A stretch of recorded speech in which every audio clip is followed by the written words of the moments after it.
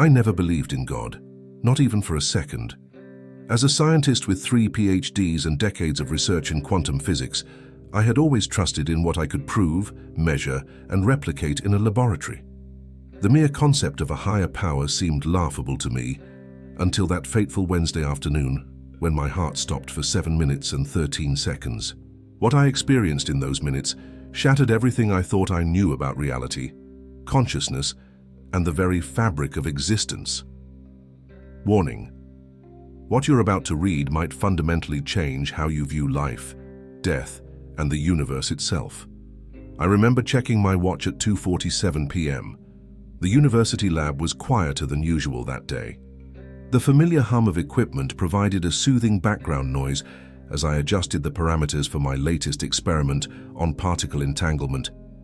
Everything was perfectly normal, until it wasn't. The first sign that something was wrong came as a slight pressure in my chest.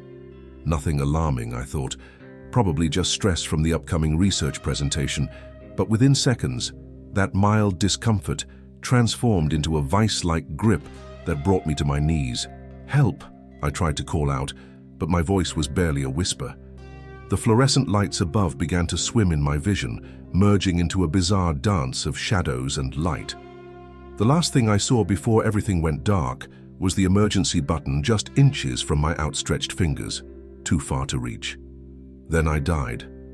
But death, as I discovered, wasn't the end. It was just the beginning of the most extraordinary journey of my existence. What happened next defies every scientific principle I've ever known, every paper I've ever published, and every lecture I've ever given. The experience I'm about to share with you has never been published before. I've kept it secret for 3 years, afraid of what it would do to my reputation in the scientific community. But I can't stay silent anymore. The world needs to know what lies beyond that threshold we call death. And trust me, it's nothing like what any religion has ever described. It's far more profound, more terrifying, and more beautiful than any human mind could have conceived. The first sensation wasn't light or darkness. It was the complete dissolution of my body. Imagine being everywhere and nowhere simultaneously. My consciousness expanded like a supernova, free from the constraints of flesh and bone, but that was just the beginning. What happened next challenges the very foundations of physics as we know it. Time ceased to exist in any meaningful way. Past, present, and future weren't just interconnected, they were the same thing. I witnessed events from my life, but not in the traditional life flashing before your eyes scenario that people often describe. No, this was different. I saw myself at age 7, playing in my grandfather's garden. But I wasn't just observing. I was simultaneously experiencing it as both my 7-year-old self and my current consciousness. Even more incredibly, I could see how that moment connected to every other moment in my life, like an intricate web of cause and effect. Then came the equations. As a physicist, I'd spent my life working with complex mathematical models of the universe, but what I saw in that state transcended anything we've ever conceived. The fundamental forces of the universe, gravity, electromagnetism, the strong and weak nuclear forces, they weren't separate entities at all. They were manifestations of something far more basic and profound. I saw the mathematical proof of unified field theory, the holy grail of physics that Einstein himself couldn't solve. It was there, crystal clear, written in the language of the cosmos itself. But like a dream, the specifics slipped away when I returned, leaving only the haunting certainty that I had glimpsed the ultimate truth. And then I encountered them. I hesitate to use the word beings, because it doesn't do justice to what I experienced. They weren't angels or demons or any religious figures. They were something else entirely, entities of pure information and consciousness, operating on a level of reality I hadn't known existed. They communicated with me, not through words or thoughts, but through pure understanding. In their presence, every question I'd ever had about existence began to answer itself. The atheistic framework I'd built my entire worldview upon started to crumble. But what they showed me next would shake me to my very core. What these entities revealed about the nature of consciousness and what humans call God was both liberating and terrifying. They showed me that our entire concept of deity had been simultaneously too small and too anthropomorphic. God, as they conveyed, wasn't a bearded man in the sky or even a singular conscious entity. What we call God was actually the fundamental programming language of reality itself, a cosmic code that writes existence into being. And here's the mind-bending part. We are all subroutines of this universal program. Yet, paradoxically, we're also the programmers. I was shown that consciousness isn't produced by the brain at all. Instead, our brains are more like quantum receivers, tuning into a field of universal consciousness that exists everywhere and everywhen. Death, as I understood it then, was simply a change of frequency. But here's where it gets even more incredible. They showed me experiments, actual scientific procedures, that could prove this reality. Experiments that would bridge the gap between quantum physics and consciousness. I saw on with perfect clarity how we could demonstrate that consciousness affects quantum states, not just through observation, but through intention. The mathematics was perfect. The methodology was flawless. I could see exactly how to... And then it happened. The most profound moment of my experience came when they showed me something that made me understand why I had been chosen for this revelation. As an atheist and scientist, I was perfectly positioned to understand and translate this experience into terms that both the scientific community and the general public could grasp. They revealed to me the true purpose of human consciousness and why our current moment in history is so crucial.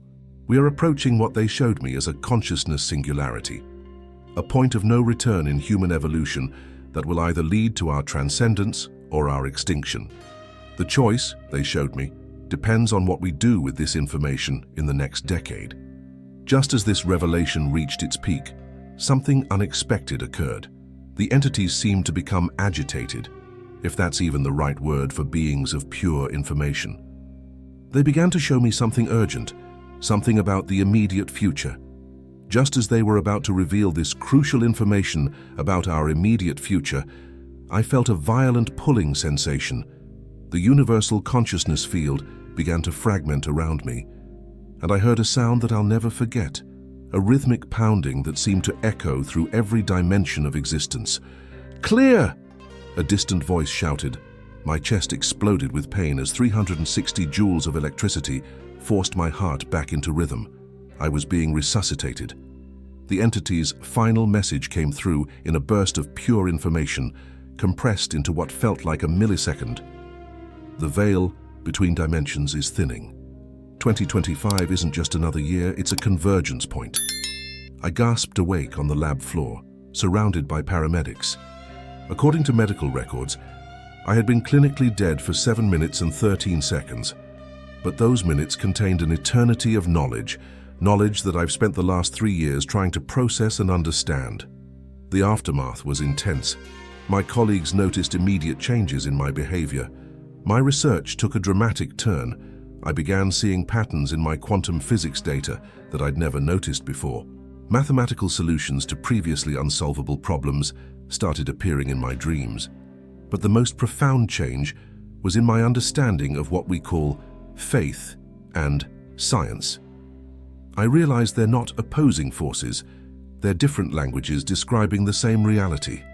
The mathematics I saw during my experience proved that spirituality could be quantified and measured using the right equations. I've since established a research group dedicated to implementing the experiments I was shown. We're on the verge of publishing our first paper, and the preliminary results are, well, they're going to change everything. But there's something else, something I haven't told anyone until now. The entities gave me a specific warning about a date, December 21st, 2025. They showed me that humanity will face a choice that will determine not just our future, but the future of consciousness itself in this universe. The truth about December 21st, 2025 is both exhilarating and terrifying. The entities showed me that on this date, the quantum field that connects all consciousness will reach a critical resonance frequency. This resonance will create a brief window, lasting exactly 3 hours and 33 minutes, where the barrier between our normal consciousness and universal consciousness will be at its thinnest. During this window, humanity will experience a collective moment of clarity. For the first time in human history, we will have the opportunity to consciously choose our next evolutionary step. But here's the crucial part. We must be prepared. This is why I'm breaking my silence now. This is why I've spent the last 3 years developing a consciousness integration protocol based on what I learned during my death. The mathematics behind it is revolutionary. The consciousness integration formula, simplified version, Phi-Chaf Sa T X C M, where F char consciousness field potential, Planck's constant, T char's time dilation factor, C consciousness coherence quotient, M char universal resonance frequency. This formula, when fully expanded, proves that consciousness operates on quantum principles we're only beginning to understand. Our research team has already successfully demonstrated small-scale consciousness manipulation using these principles. But what does this mean for you, reading this right now? It means you're not just a passive observer in this cosmic drama. You're an active participant. Every decision you make, every thought you think contributes to the collective consciousness field that will determine our species' fate in 2025. The entities made it clear. The choice isn't between good and evil, or between science and spirituality. It's between awareness and ignorance, between evolution and stagnation. As I conclude this account, I want to leave you with the most important insight from my experience. What we call God isn't above us or separate from us.